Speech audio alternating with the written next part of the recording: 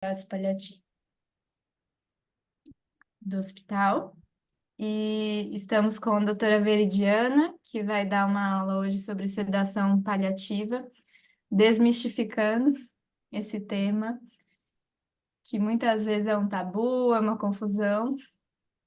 E a doutora Veridiana é diarista da UTI do Hospital Vila Nova Star e do São Luís Itaim, e é coordenadora médica também do time interdisciplinar de suporte e cuidados paliativos do Vila Nova. Veri, a casa é sua, seja bem-vinda e boa aula. Agora a palavra é com você. Obrigada. Então, bora lá. Eu vou falar então um pouco de sedação paliativa. Se vocês tiverem dúvidas, quiserem me perguntar ao longo da aula, fiquem à vontade, ou se quiserem no final tirar dúvida, discutir algum caso também. Eu vou começar a aula só introduzindo um pouquinho antes da sedação paliativa sobre fim de vida, né? Que uma coisa tem a ver com a outra, mas é uma rápida introdução para a gente entrar mesmo na sedação paliativa. Vamos lá. Vocês estão enxergando os slides? Então tá, Sim, vou diminuir aqui. Como eu não estou vendo vocês, então quem quiser falar, abre o microfone, tá? Por favor. Então vamos lá. Opa. só uma coisa antes, Veri, desculpa, avisando que a gente vai passar uma lista que é uma lista de presença para manter o contato com vocês e avisar das próximas reuniões, tá bom? Quem puder preencher, eu vou mandando no chat. É isso, pronto. Boa. Ó, então, deixa eu só tentar fazer um negócio aqui. Ah, não consigo. Bom, vou pôr dois casos aqui. Opa, só para a gente ter ideia, assim, né? Então, aqui, se a gente pensar aqui, numa paciente de 56 anos, ela é separada, tem dois filhos, ela é advogada, ela tem um câncer de mama metastático para o pulmão, tem progressão de doença após a quarta linha de quimioterapia paliativa, está com uma dispneia há 3 dias e um rebaixamento do nível de consciência há um dia. Ambulatorialmente, ela tinha aí uma funcionalidade com CAPES de 50 e um ECOG 3, mas aqui na internação, ela está um ECOG 4 e um CAPES de 20. Não tem nenhum outro sintoma não controlado e não tem nenhuma outra disfunção orgânica além da respiratória e sistema nervoso central. Já é uma paciente que tem diretivas antecipadas, já tem objetivos de cuidado definido, que em caso de progressão de doença e perda de qualidade de vida, ela não é candidata à intubação, hemodiálise e reanimação. Quando eu tenho uma paciente dessa, né, ela chega no hospital, a primeira coisa que eu vou pensar é quais são os possíveis diagnósticos, né? E será que eu vou pedir exames? Nessa paciente, a primeira coisa vai pensar o quê? Progressão de doença, né? Que aqui eu não tenho tantas informações, né? Mas outros possíveis diagnósticos, né? Uma pneumonia, por exemplo. Se está com febre, se começou com quadro de tosse associado, então também poderia ser uma pneumonia. Uma paciente poderia estar congesta, né? Vai que ela está anasarcada. Então, eu sempre, quando esse paciente chega no pronto-socorro, eu vou pensar em outros diagnósticos. Mas vamos pensar, né? Uma paciente que já tem um ECOG 4, um KPS de 20, é um prognóstico bastante ruim. E nesta paciente, o mais provável é que seja por progressão de doença.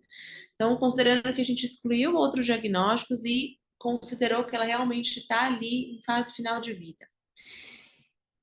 Então, eu penso que o quadro dela não é reversível, né? Então, se eu levar ela para a UTI, entubar essa paciente, fazer qualquer procedimento invasivo, não vai ser condizente com o objetivo de cuidado dela, porque eu não vou conseguir reverter esse quadro pensando numa progressão de doença. Então, o tratamento mais adequado é cuidado de fim de vida. E aí, nessa paciente, a gente pergunta: será que teria indicação de sedação paliativa? A gente vai ver ao longo da aula, mas eu imagino que a maior parte de vocês deve pensar que, ué, se fosse necessário, a gente entraria com uma sedação paliativa para ela. Vamos ver. E aí eu tenho esse outro paciente aqui, 42 anos, casado, 3 filhos, engenheiro, tem um câncer de pâncreas metastático, não tem perspectiva de tratamento oncológico, ele está sem quimioterapia no momento. Ele não tem nenhuma disfunção aguda, ele tem um ECOG 2 e um KPS de 70. É um paciente que tem uma dor controlada e tem poucos episódios de escape. Então, a única disfunção física dele, de sintoma não controlado, ou é dor, mas assim, é uma dor que é controlada e tem alguns poucos escapes. Só que esse paciente tem um sofrimento existencial muito grande pela perda de funcionalidade, né? Apesar dele ser um ECOG 2, um KPS de 70, é alguém que precisa de ajuda para algumas coisas. Então, isso traz um sofrimento muito grande. Neste paciente, será que teria indicação de sedação paliativa? Vamos ver ao longo da aula. Então, só pincelando, né? Para a gente engatar uma coisa na outra. O que é cuidado de fim de vida? É bem complexo porque não tem uma definição única de quando começam esses cuidados de fim de vida, né? Mas eu gosto bastante dessas duas definições que falam, né? Que o cuidado de fim de vida significa ali a preparação, esse antecipando a morte próxima, né, fazendo um planejamento de cuidado, de decisões de manejo de fim de vida, arranjos familiares, alocações de recursos e lidando com o estágio final da vida como uma condição médica. Né?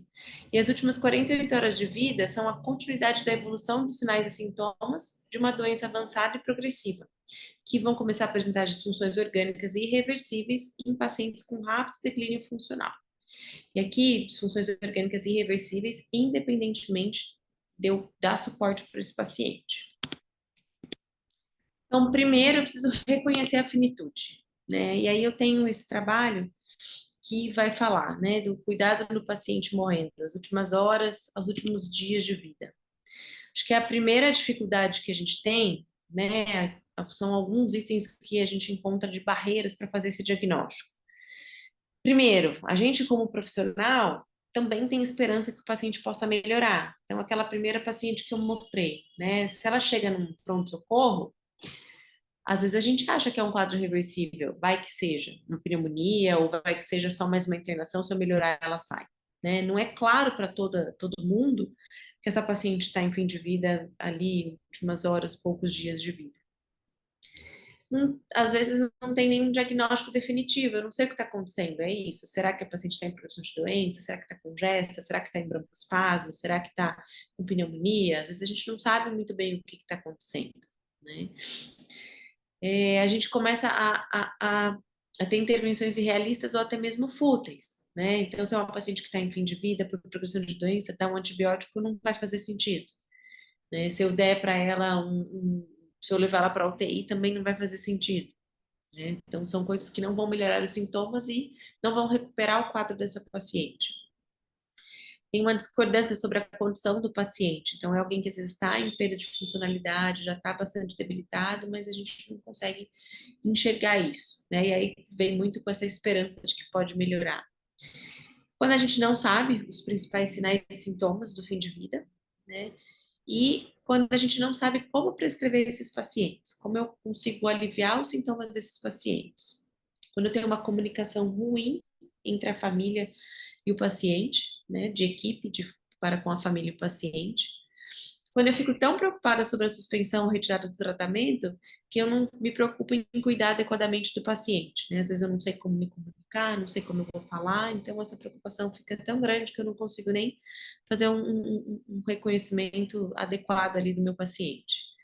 Eu tenho medo de encurtar a vida, poxa, será que se eu não der um antibiótico, eu que vou fazer o fim de vida dela ser acelerado, né? Quando eu tenho preocupações sobre ressuscitação, tenho barreiras culturais e espirituais e questões médico-legais, né? Quando eu não sei o que eu posso e o que eu não posso fazer.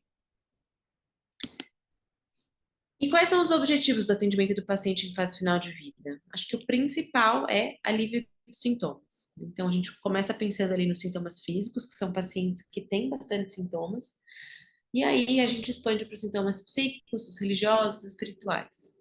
A gente também precisa prevenir os agravos associados às últimas horas de vida. A ideia também é diminuir a agonia final, né? Eu nunca falo que a gente tem certeza absoluta que vai aliviar e todos os sintomas, né? A nossa ideia é que seja pelo menos tolerável. Por isso que eu coloco diminuir. Evitar tratamentos e procedimentos desproporcionais que só vão prolongar a vida daquele paciente sem trazer algum benefício. E na família é importante a gente fazer uma abordagem com acolhimento familiar. Né? A ideia é a gente preservar a vida sem tornar o tratamento mais sofrido do que a própria doença. Como é que a gente reconhece esse momento? Então, é quando o paciente já não tem uma proposta terapêutica modificadora de doença. Se eu estou falando de um paciente que está em progressão de doença, eu não tenho remédio para dar para essa doença, eu não tenho como reverter esse quadro. É alguém que já teve uma recaída, está em progressão de doença, começa a ter internações frequentes, perda de funcionalidade é um marcador extremamente importante que que o meu paciente está se aproximando ao fim de vida, aquele paciente que já precisa de auxílio para fazer as coisas, está ficando mais acamado, né? Não consegue fazer tantas atividades porque tem uma fadiga muito importante. Tem um cluster de sintomas. O que é isso? Normalmente, os pacientes que estão evoluindo para fim de vida, ali nas últimas semanas de vida, eles já começam a ter mais de um sintoma não controlado. Então, é alguém que às vezes tem muita fadiga, e isso, invariavelmente, independente da doença que está causando o fim de vida nesse paciente, né, que vai causar a morte do paciente, fadiga é um sintoma extremamente comum nesses doentes. E às vezes eu tenho, às vezes, náusea, dor e outros, espinéia e outros sintomas juntos. Quando esses sintomas começam a ficar de difícil controle, né? Eu preciso começar por cada vez mais medicação até eles se tornarem refratários. E a ingesta oral desse paciente vai ficar extremamente reduzida, então ele não vai querer beber água, não vai querer se alimentar. É a hora que a gente começa a pensar, será que passo sonda?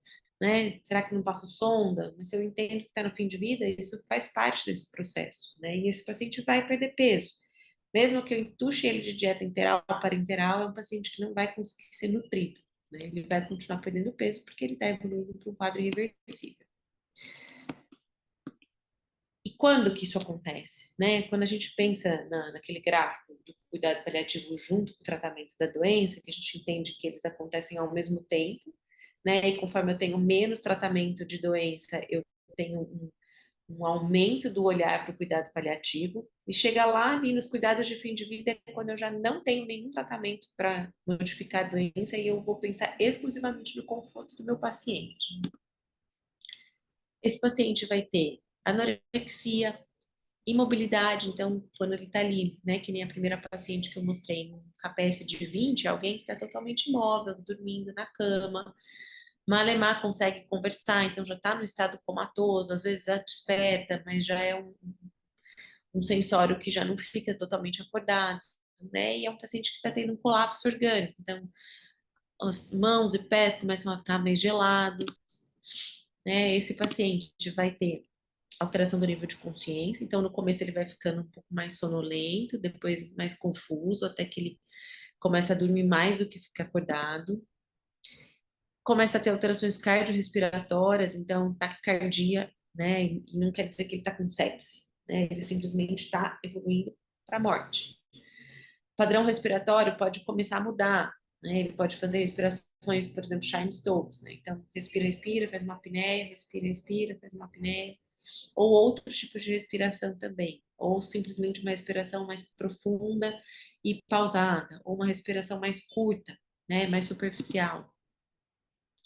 Começa a diminuir as eliminações fisiológicas, então xixi diminui, cocô diminui, às vezes o paciente não evacua mais, e a gente não precisa ficar preocupado em fazer um clister nesse doente, porque ele não está ingerindo nada. Ele tem um colapso periférico, então mãos e pés principalmente ficam gelados e mal perfundidos. Tem a exacerbação dos sintomas, né, que eu falei para vocês, então fadiga é um dos principais e outros sintomas que esse paciente já vinha apresentando. Imobilidade, maior dependência.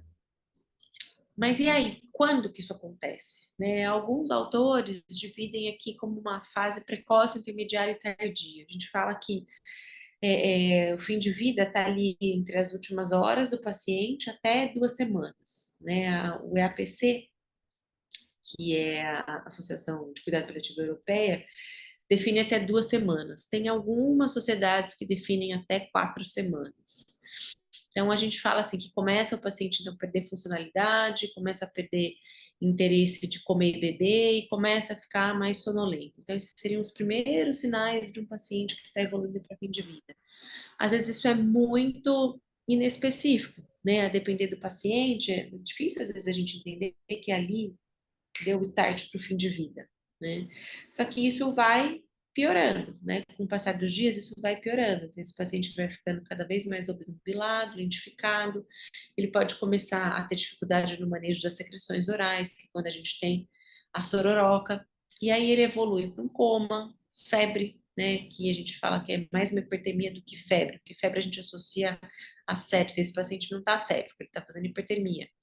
Alteração do padrão respiratório e começa com livedo reticular.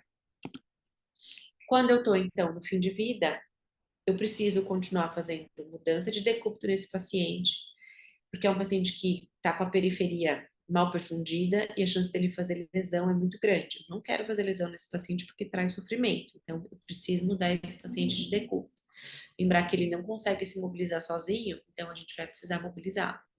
Fazer cuidados com a boca e os olhos. Às vezes eu preciso passar uma sonda vesical de alívio, né? Se é um paciente que está fazendo retenção urinária. Eu vou começar a diminuir, a reduzir os sinais vitais, ou se eu tiver um serviço que eu posso não medir, e isso estiver de acordo com todo mundo, também a gente pode considerar.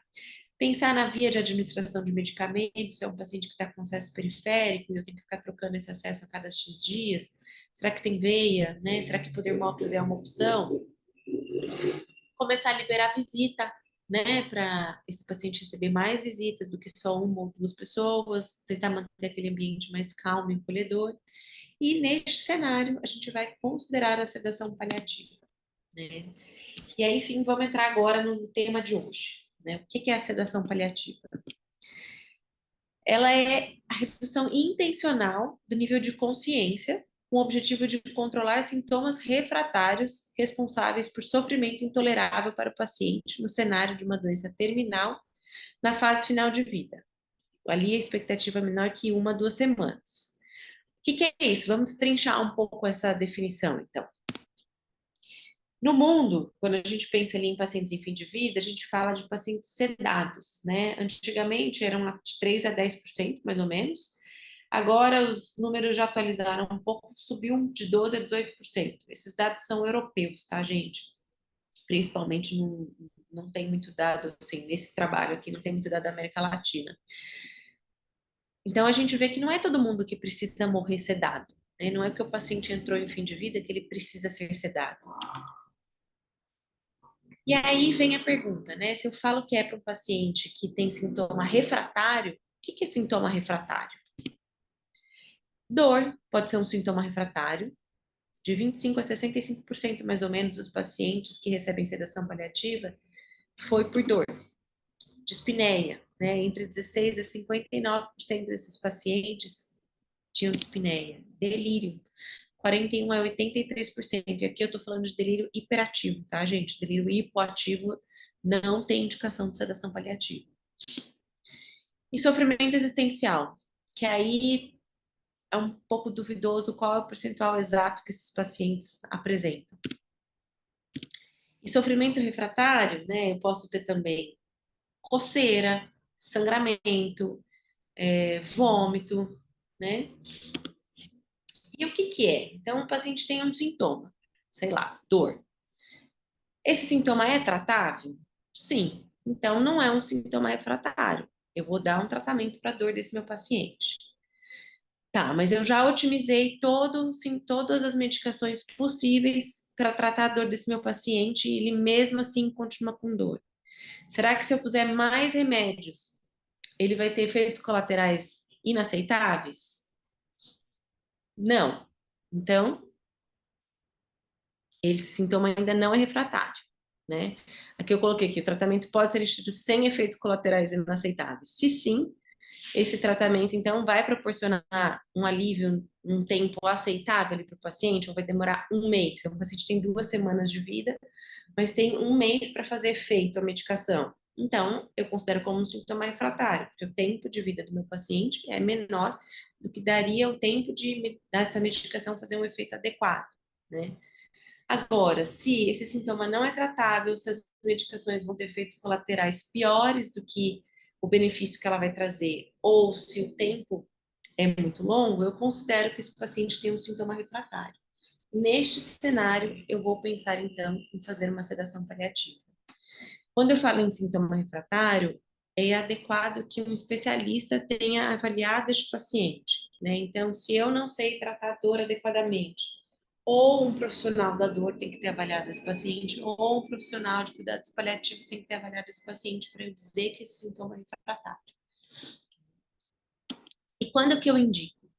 Então, é um paciente que tem um sintoma refratário, que eu já otimizei todas as medicações adequadas para aquele sintoma e não controlou, ele continua ainda sofrendo por conta daquilo. Se eu associar mais remédio, ele vai ter mais efeito colateral, que vai trazer mais malefício para ele. Então, é um paciente que eu vou considerar. É um paciente que tem que estar em fim de vida, naquele final onde eu não consigo mais oferecer um tratamento modificador de doença, que eu considero que ele esteja ali nas 2 últimas semanas de vida, em até 2 semanas últimas de vida. E como que eu começo, né, essa sedação? O intuito é a gente reduzir a consciência desse paciente minimamente para ele dissociar e parar de sofrer por aquele sintoma, né, que seja capaz de controlar aquele sintoma. Então, o objetivo da sedação paliativa não é antecipar o momento da morte, né? Inclusive, a literatura mostra, né, que quando você faz um uso adequado em pacientes que têm indicação de sedação paliativa e em doses adequadas, isso não antecipa o processo de morte. A ideia da sedação paliativa é proporcionar conforto e que permita a morte de forma mais natural e menos sofrida possível, né? A ideia é manter a dignidade daquela pessoa até o fim de vida. Para quem, né? De novo, para quando o paciente tem uma doença irreversível e a morte é esperada ali em poucas horas ou dias, né? A gente usa mais ali até 2 semanas. Os sintomas têm que estar intoleráveis. Intoleráveis para quem? Para o paciente, né? Não é para mim, que sou equipe de saúde. Não é para a família, né? Se for para mim e for para a família, a gente tem que conversar e tem que entender, né? Com a família a gente vai sentar, conversar, explicar. Se o paciente estiver consciente, traz o paciente junto para essa conversa, né? E ele vai falar que o sofrimento dele não está intolerável, que ele tem conseguido lidar com isso. Às vezes é a gente que está angustiado com o sofrimento do paciente, né? E a gente quer sedar o paciente porque a gente não está conseguindo lidar com esse sofrimento. E é importante a gente ter um espaço para conversar sobre isso e não sedar o paciente, né? Então, a sedação ela é indicada quando o sintoma é intolerável e refratário para o doente. E o sofrimento emocional, né? Será que tem indicação de sedação? Vocês viram que tem aí um percentual de pessoas, e é grande, que recebem sedação paliativa por sofrimento emocional, mas é bastante controverso ainda, né? Por quê? Quando eu penso em sofrimento refratário, eu tenho algumas escalas para avaliar. Então, eu vou otimizar as medicações e vou usar essas escalas. Então, eu vou usar a escala de dor, vou usar a escala para dispneia, e esse paciente vai me localizando aonde ele está de sofrimento nessas escalas. Mas eu não tenho nenhum mensurável para um sofrimento emocional. Não é algo palpável, né? Se os outros já são difíceis de ter certeza, porque é uma avaliação do paciente, sofrimento emocional existencial é muito mais difícil, porque eu não tenho nada para mostrar para ele se ele está mais ou menos sofrido naquele momento, né? Então, as indicações, assim, são controversas, porque eu não consigo definir exatamente o que é refratariedade nesses casos, e nestes casos especificamente, sugere-se fortemente que tenha um especialista no caso, né? Então, ou um psiquiatra para avaliar, ou um profissional de cuidados paliativos, né? E junto com a psicologia é importante também para poder avaliar esse paciente. E aí depois eu comento aquele primeiro caso que eu coloquei do sofrimento emocional, se lá tem indicação ou não, tá? Vamos continuar aqui para a gente decidir se lá tem ou não. E o que que eu uso, então, para sedar um paciente? Né? Se eu entendi que é alguém que tem sofrimento refratário, que está em fim de vida, que não tem tratamento modificador da doença, está nas últimas 2 semanas de vida, o que que eu vou dar para esse paciente? Eu vou dar opioide, morfina, por exemplo? Não, né? A morfina não entra no rol de sedação paliativa. Morfina, fentanil, metadona, qualquer opioide, ela não entra no rol de sedação paliativa, né? Ah, mas o paciente está com morfina e bomba. Tudo bem, ele está com morfina porque ele está aliviando algum sintoma, ou dor, ou dispneia. Ah, ele está com fentanil contínuo. Ele também está ali usando para dor ou para dispneia. Eu nunca vou usar opioide como sedação paliativa. Ele é um analgésico, ele não é um sedativo. Ah, mas o paciente usa opioide, usa uma morfina, ele fica mais sonolento. Mas a intenção de eu usar a morfina não é a sonolência, porque se eu for dar uma dose que cause sonolência nesse paciente, é uma dose alta, que além de aliviar a dor e a dispneia e causar a sonolência como um efeito colateral, eu vou causar outros sintomas nesse paciente. O risco de intoxicar é muito grande e eu vou causar desconforto nele, como mioclonia, hiperalgesia, e vou causar até, às vezes, um delírio, um agitado hiperativo nesse doente. Então, a gente nunca usa opioide como sedação paliativa. Ah, mas e se meu paciente está usando morfina? Ele está usando para dor e dispneia. Eu vou manter isso. Essa é uma medicação que, se otimizada, o paciente continua desconfortável, aí sim eu vou indicar a sedação paliativa. Então, quando o paciente tem dispneia, eu começo com a morfina, mas não é porque eu quero sedar, é porque eu quero aliviar a dispneia. A morfina tem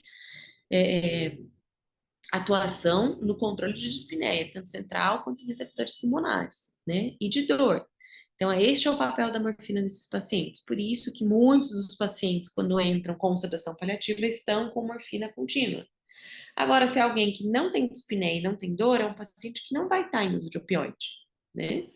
Por exemplo, os pacientes neurológicos. Então, às vezes, AVC, que o paciente começa a ter, às vezes, crise convulsiva, né? E eu vou fazer uma sedação paliativa para manejar essas crises, mas é um paciente que muitas vezes não tem dispneia nem dor. E ele está com dipirona de horário e não tem opioide. Ou às vezes ele tem uma morfina intermitente, não necessariamente está em bomba, né? E eu não preciso rodar para bomba. Se eu estou sedando ele por outro sintoma que não tem nada a ver com dispneia e com dor, né? Então, o que que eu uso? Benzodiazepínico é a primeira escolha. Midazolam é a primeira escolha em qualquer guideline que a gente for ver, né? Então, a gente começa fazendo um bolos de medicação. Aí, a gente vai ter que avaliar o paciente. É um paciente que já é usuário de benzodiazepínico? É um paciente que é grande idoso? É um paciente que é usuário de álcool e drogas? Então, o bolos inicial vai depender tudo de como estava a minha prescrição antes e quem é esse meu paciente. A gente sugere, os guidelines sugerem aí de 1,5 a 4,5. Tem alguns guidelines que são mais ainda, é, são mais, esqueci a palavra, mas que vão mais devagar ainda. Eles começam a usar de meio a 1 miligrama e ficam repetindo a cada 15 minutos, né? A gente começa sempre numa dose baixa. Por quê? A minha ideia é usar a menor dose possível para manejar o sintoma do paciente. Então, eu faço um bolos e, na sequência, eu já começo a infusão contínua. Então, eu faço um bolo de 1,5, por exemplo, e começo com meio miligrama a hora. Eu preciso reavaliar esse paciente de 20 a 30 minutos. O paciente está desconfortável? Eu posso fazer um novo bolos e aumentar a minha dose de novo. A gente costuma aumentar a cada meio miligrama a hora. Então, se estava em meio, eu vou para 1. Se está em 1, eu vou para 1,5.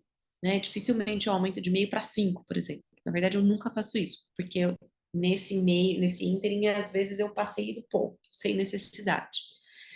Até que dose que eu chego no benzodiazepínico? A ideia é a gente chegar até 20 miligramas hora.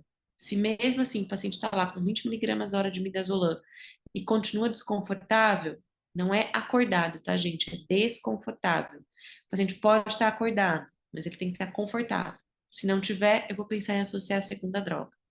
Segunda droga aqui no Brasil a gente considera a clorpromazina, porque a gente não tem a levomepromazina que é usada fora.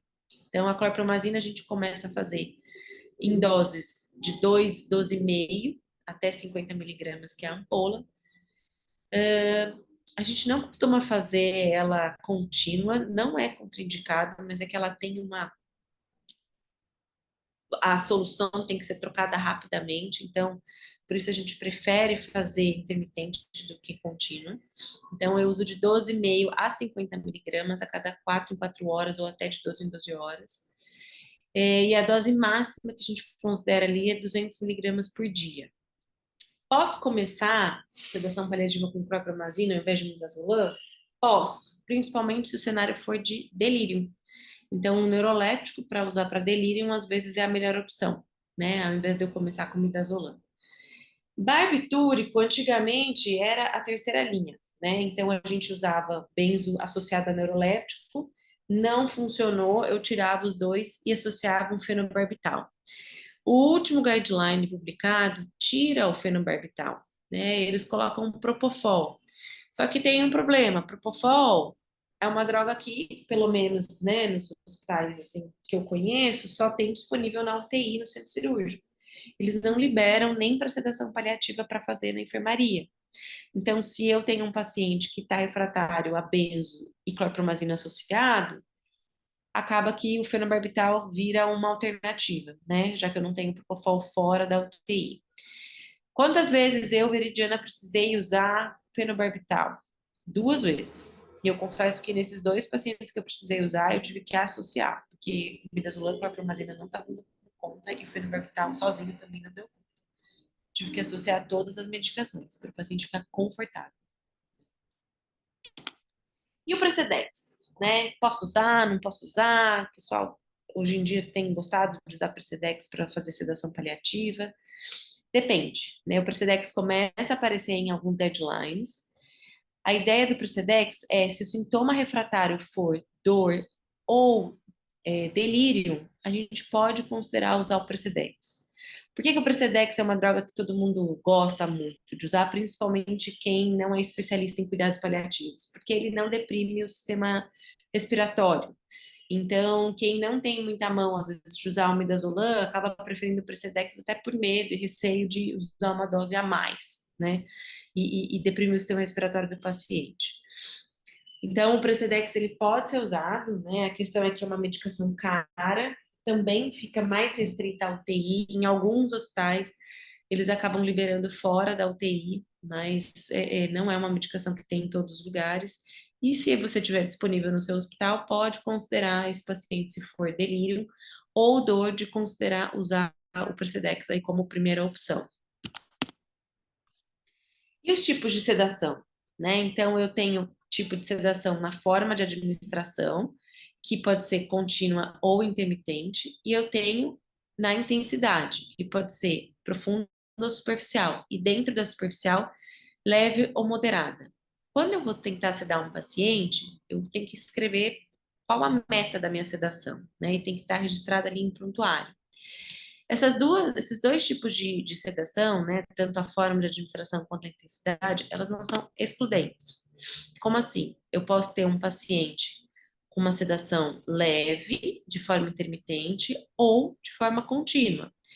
Quem seria esse paciente, né? E o que é contínua e intermitente? Então, contínua é, eu fiz um bolo da sedação, entrei com uma sedação contínua e ele fica 24 horas com sedação. Intermitente, eu determino um horário do dia que esse paciente vai ficar sedado. Então, tem pacientes que às vezes a gente começa a sedação noturna. Então, eu ligo às 10 da noite e desligo às 8 da manhã. Por que isso? Porque às vezes o sintoma está refratário, mas se eu consigo que o paciente tenha uma boa noite de sono, às vezes eu consigo melhorar um pouco esse sintoma, né? Vamos pensar em dispneia. A dispneia às vezes piora pelo quadro de ansiedade. Então, se eu consigo que esse paciente durma bem à noite, eu melhoro a ansiedade, eu posso melhorar a sensação de dispneia. Então, é um paciente que às vezes vai ter uma sedação leve e intermitente. Ah, mas meu paciente não ficou bem com a sedação leve, preciso aprofundar um pouco mais. Eu posso então fazer uma sedação intermediária, que é alguém que vai ficar mais sonolento, mas ainda acorda aos chamados. Pode ser tanto intermitente quanto contínua também. E o meu paciente que, puxa, mesmo assim, meu paciente está com sofrimento, mesmo contínuo, com uma dose intermitente de sedação, ficando mais dormindo, ele ainda está sofrendo. Quando eu chamo, ele ainda refere sofrimento. Então, é um paciente que eu vou aprofundar mais a minha sedação, que é aquele paciente que vai ficar dormindo, né? Ali no RAS -4, vamos pensar assim. E aí, esta sedação também eu posso considerar ela contínua ou intermitente, mas dificilmente o paciente que está precisando de sedação profunda vai ficar bem de forma intermitente. Você até pode tentar ali um primeiro dia, né, de fazer ele dormir à noite, ver como é que ele fica, mas dificilmente esse paciente vai se adaptar a uma sedação intermitente, né, porque ele já vai estar com sintomas bastante descontrolados e provavelmente vai ter que ficar o dia inteiro com sedação. O que às vezes a gente consegue fazer é à noite ficar mais profunda e durante o dia deixar intermediária, né, no primeiro momento. E por que que a gente faz isso? Até para esse paciente conseguir ter uma interação familiar, né? E, de novo, né, o intuito da sedação é aliviar o sintoma refratário. Então, aqui eu já tive pacientes, por exemplo, que tinham queixa de dispneia, a gente conseguiu ajustar a medicação, então ele ficava com uma sedação contínua, mas era uma sedação leve, e esse paciente andava, esse paciente comia, conversava, fazia tudo, né? Porque era leve, então ele conseguia fazer tudo. Já tem outros pacientes que talvez eles vão conseguir conversar um pouco, mas sair da cama já começa a ficar perigoso. Quando a sedação já é um nível mais intermediário, já tem um risco de queda, né? Então, se for sair às vezes da cama, cadeira de rodas. E mesmo o paciente que está com uma sedação leve, lembrar que nunca é para ele sair sozinho da cama, né? Sempre acompanhado de alguém. Um paciente que está bem sedado é aquele paciente que não vai se mexer, que obrigatoriamente a gente precisa, então, mobilizá-lo na cama para evitar a lesão. E aí, antes de começar a sedação paliativa, a gente precisa pontuar algumas coisas, né? Então, primeiro, determinar a duração da sedação. Eu vou começar intermitente ou contínua? O ideal é a gente começar intermitente e depois evoluir para contínua quando a intermitente já não for suficiente. Ah, mas eu nunca começo contínuo? Posso começar. Se eu estou pensando ali num paciente que está em últimas horas ou poucos dias de vida, 1, 2 dias de vida, e o sintoma dele está extremamente é, é, é, importante, a gente pode já pensar numa dose contínua, né? Eu preciso determinar qual que é a profundidade dessa sedação, se vai ser leve, moderada ou profunda. E aqui, como é que eu vou avaliar? Às vezes a gente pode começar com uma leve, reavaliar em alguma, né, em 20, 30 minutos, adequa, que avalia em algumas horas, se nesse dia ficar ruim, a gente já pode aprofundar um pouco mais a sedação desse paciente. Normalmente, é, sintomas como sangramento ou sufocamento, né? Às vezes asfixia por tumor, essas coisas a gente já parte para uma sedação ali contínua e profunda, né? E tem que ser imediata. Então a gente usa doses maiores nesses pacientes catástrofes, né? Que tem aquele sangramento horroroso ou que tem ali um tumor que começa a asfixiar o paciente. A medicação que eu vou começar, então de preferência é sempre o midazolam, mas eu posso considerar clorpromazina se for delírio ou Precedex se eu tiver disponível no meu hospital se for delírio ou dor. Determinar como eu vou monitorar essa sedação, né? Então, eu tenho escalas para aplicar nos meus pacientes, a depender do sintoma que ele está sentindo, se for dor, se for dispneia, se for náusea. Agora, se for sofrimento existencial, não tem uma escala, tem que perguntar para o paciente como que ele está se sentindo, né? E aí, como que e eu vou avaliar se esse paciente está pouco sedado, médio sedado e muito sedado, a gente usa a escala de Haas, né? Então, que ela vai determinar se ele está agitado ou não, ou se ele está sonolento. Então, a gente quer que esse paciente não fique agitado, né? O Haas vai até ele tem uma parte positiva que mostra mais agitação e uma parte negativa que mostra mais a sonolência. Então, faz -5 é aquele paciente que não se mexe. Na verdade, quando eu fiz em sedação paliativa, eu considero ali até um faz -4, né? Que é aquele paciente que está dormindo, mas se eu mexo nele, ele ainda está respirando sozinho, né? O RAS -3 é um paciente que até abre os olhos, mas não sustenta. O RAS -2 também. O RAS -1 ele ainda consegue conversar um pouco com você. E RAS 0 é aquele paciente que está normal, né? Conversando normalmente. Eu preciso pensar, quando eu liguei a sedação paliativa, eu vou continuar hidratando esse meu paciente? Vai ficar com soro? Não. Alimentação, se ele está com dieta oral, ainda dá para dar dieta ou não? Se tiver com dieta integral, vou pausar, não vou pausar? Tem certo ou errado? O ideal seria se a gente, né, num paciente que está numa sedação profunda, ele ficar sem alimentação, porque eu entendo que é alguém que já está ali nas últimas horas, pouquíssimos dias de vida, né? Se é alguém que está com uma sedação mais leve, a dieta às vezes faz sentido, né? Mas isso eu vou ter que conversar com a família, vou ter que entender com a família qual é o papel da dieta, né, nesse paciente e tudo mais.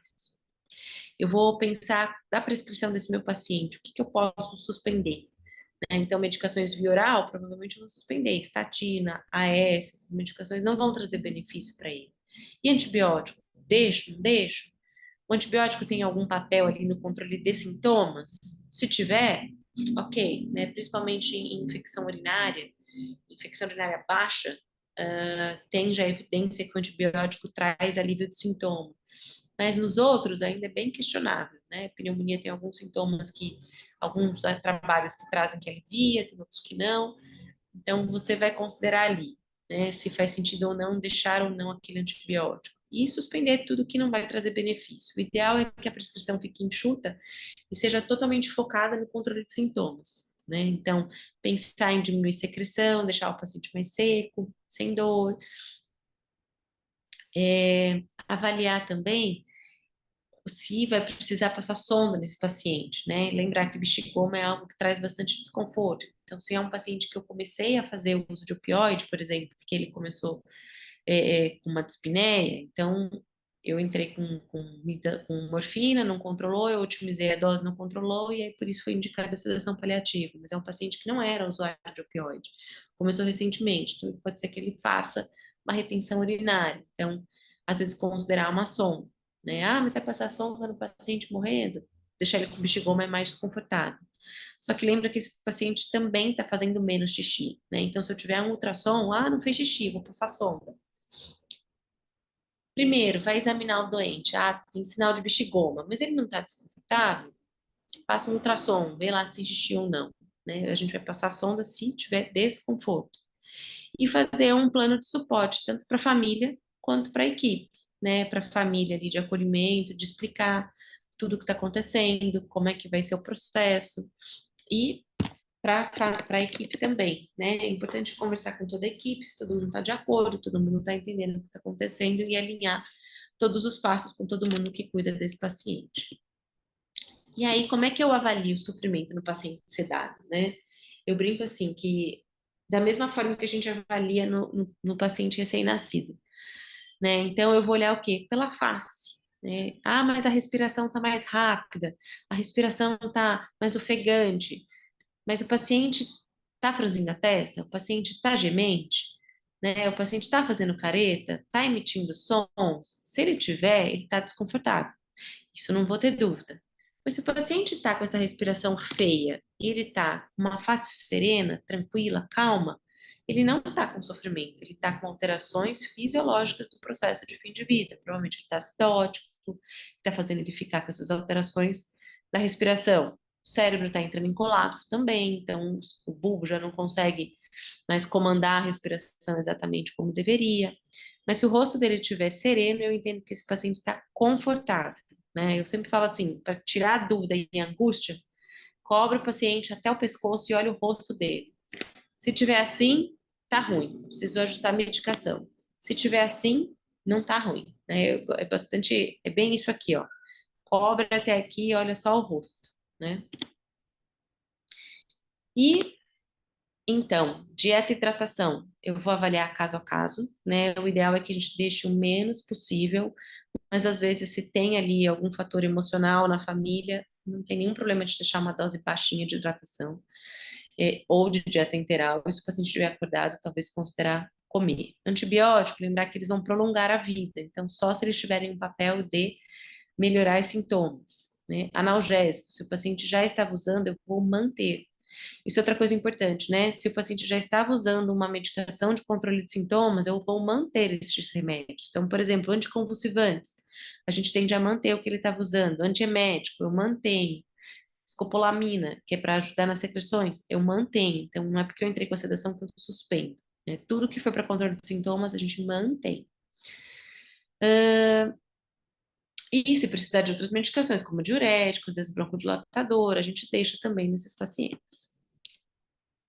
Lembrar que a sedação paliativa tem que ser um consenso entre as equipes, todas, né? Equipes médicas e equipe multi tem que estar de acordo, entendendo por que a gente está fazendo isso e tem que estar de acordo com a vontade do paciente. Se o paciente não tiver condição de falar por si, a gente vai falar com o seu representante legal, né? Tem que estar registrado tudo em prontuário, que foi conversado, que foi definido qual é a meta dessa sedação e que então vai ser iniciada a sedação paliativa.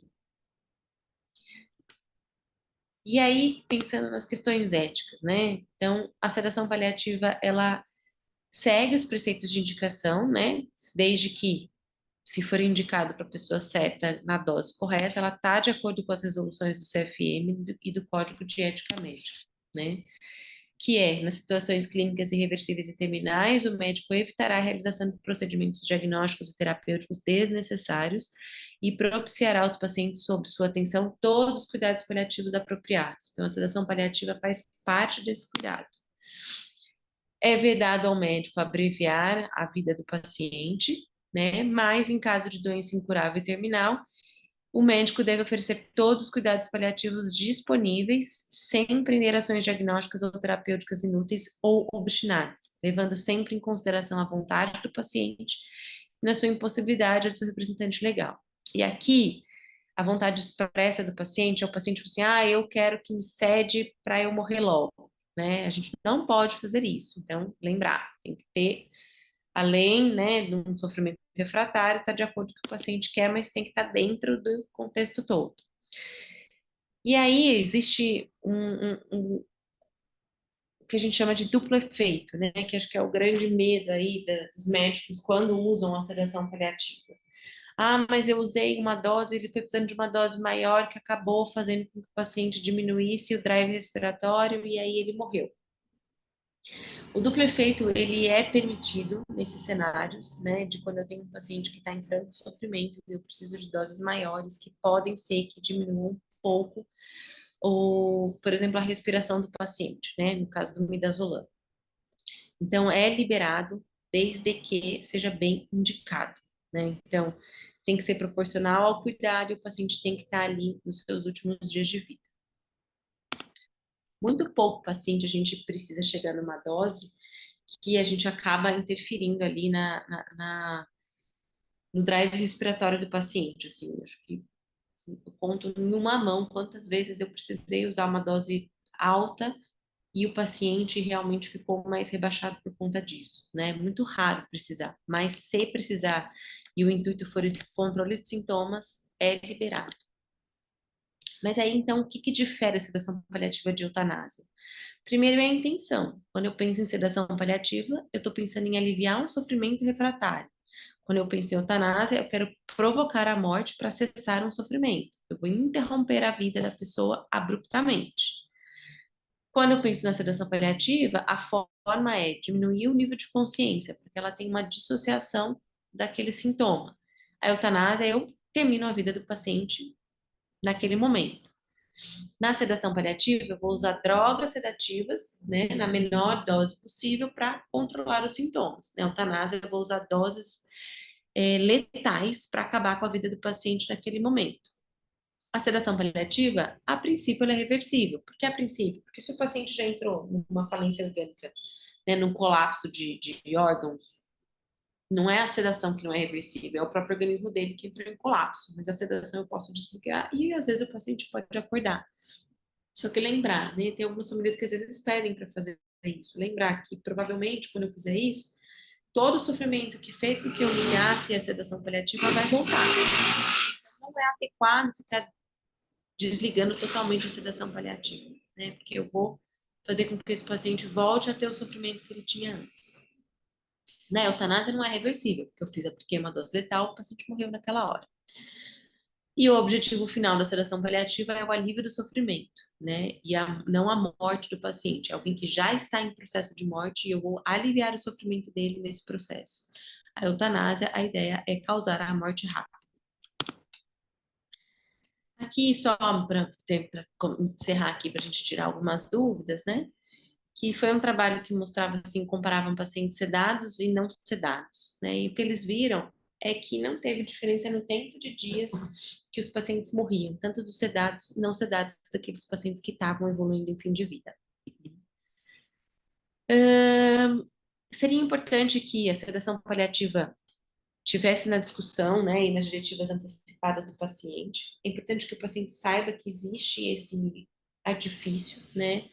Uma coisa que eu sempre gosto de conversar com os pacientes quando eles estão evoluindo para essa fase final de vida e não tem mais tratamento, né? Eu falo para eles assim que o meu objetivo ali é principalmente deixar ele o mais confortável possível, né? E se tudo não der certo, a gente pode lançar mão da sedação paliativa. Só que neste cenário a gente vai deixar ele dormindo que é quando, né, talvez seja ali o último artifício para a gente controlar os sintomas. Então, é importante a gente conversar com o paciente sobre isso. O termo sedação terminal não é um termo que deve ser usado, né? Porque ele não é que ele está errado, mas ele pode confundir as pessoas, porque não é o objetivo das pessoas, né? Não é o objetivo da sedação a morte, né? Ela é simplesmente um caminho de alívio de sofrimento neste processo de morte, mas às vezes as pessoas associam sedação terminal com é, é, ali interromper a vida do paciente, fazer uma dose alta que interrompe a vida do paciente, né? Então a gente evita usar esse termo. E se tiver conflito, a gente sempre sugere chamar um especialista, né? Então, no Vila Nova, por exemplo, seria o time de interdisciplinar de suporte de cuidados paliativos, né? Se eu tenho um conflito entre as equipes ou família e equipe, o ideal é que você traga um especialista para falar sobre isso. E aí, então, para fechar, então, quem que é o para quem, né? Então, a gente sempre faz esse checklist. O paciente está em fase final de vida, eu tratei todas as causas potencialmente reversíveis e foram realizados os esforços disponíveis medicamentosos e não medicamentosos para controle de sintomas, né? Se nada disso deu certo, aí sim a gente vai usar a sedação paliativa. Importante sempre comunicação antes de ligar com a família e registrar tudo em prontuário. Iniciar um midazolam, reavaliar em 20 minutos, o paciente 20 a 30 minutos, o paciente ficou confortável, a gente vai reavaliar cada uma 2 horas, depois pelo menos uma, 2 vezes por dia é importante rever esse paciente. E aí, só voltando lá no caso do começo, né? Deixa eu voltar no slide lá. Opa.